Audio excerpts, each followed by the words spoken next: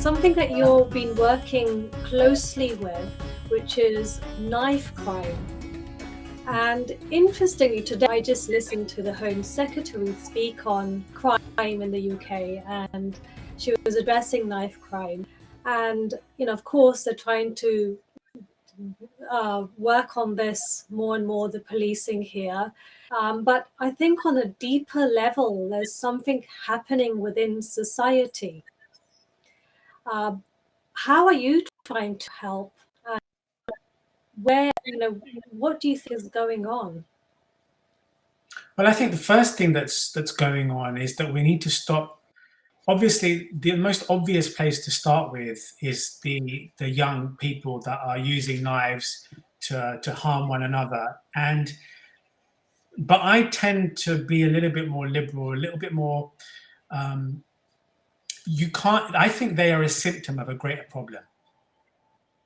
I think these young kids that are stabbing each other and unfortunately killing each other, I think it is a problem, but they're a symptom of a much greater problem.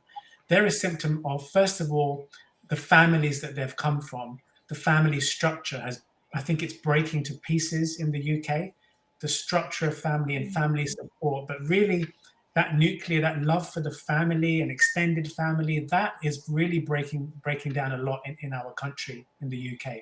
So I think some focus needs to go there as well as the children.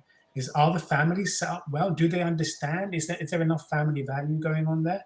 Then you've got the level of the middle level, which is capitalism and commercialism, where a lot of our culture is about buy this, buy that, buy this new iPhone, buy this shiny car, go on this holiday, look like this person on social media, look like that person on social media, have this amount of money, but they're not taking into account these poor children who may have come from underprivileged backgrounds and difficult homes, who don't have the grades or the jobs and opportunities given to them to go and get those fancy things. So all they're left with is desire, but no pathway to fulfill it.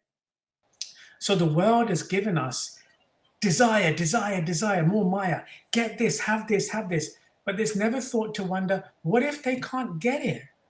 What it's like doing is having a set of children and then having one children that may have been born without legs for whatever reason, and then playing football in front of him all day and talking to him about how great football is, and not wondering how frustrated and difficult it must be for that child.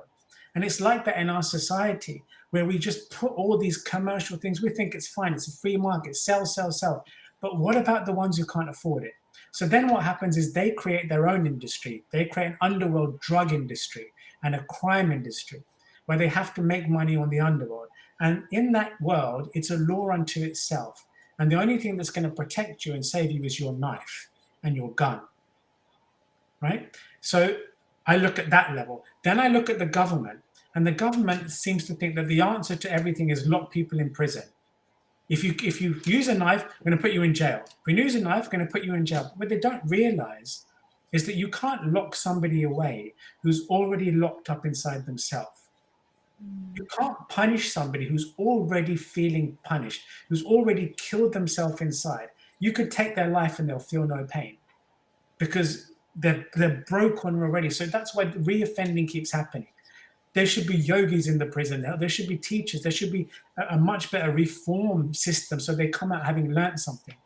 So, and then at the very top of the government, all you see is people blaming the children, blame, blame, blame. So if you keep calling these people bad all the time, then they are going to perform badly.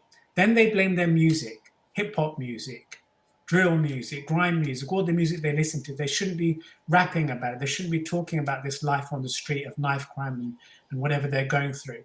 But that's art, right? The Mahabharata is full of violence. 18 million people died in 18 days, which is 1 more million than the whole of World War I. And World War I lasted a year or something. But that's Mahabharata. That's an expression of what happened. All these people are doing when they're expressing in rap is they're telling their story. That's all they know. So I think what I try to do is go in there and say, let me teach them meditation to help them to get through some of this anguish that they're feeling inside and this lack of love that they're feeling inside. So I go to the source, I take hip hop music, which I make, I'm a producer as well, and I found that the beat of hip hop is a good rhythm to breathe to. And I get them to do their breathing to this beat, and it slows their breathing down through pranayama, mental control, which slows their blood pressure down, which slows their level of aggression down, slows their brain waves down, and they feel calmness. And when they feel that their mind is calm, their soul can wake up. And then they start to feel peace. They start to feel contentment. And peace is the skin of the soul. Peace is the skin of the soul, and the soul is an aspect of God.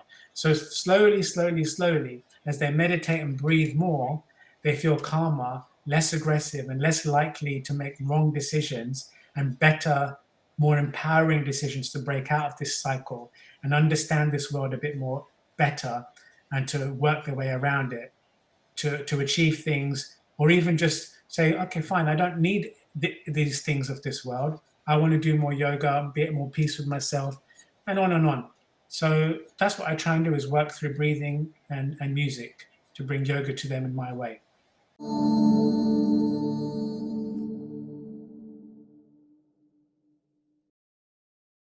Please remember to subscribe to us and switch on the notifications for this channel. For our other social media links, more content, and to support our work, please visit citti.net. Dhanyavad. Namaskar.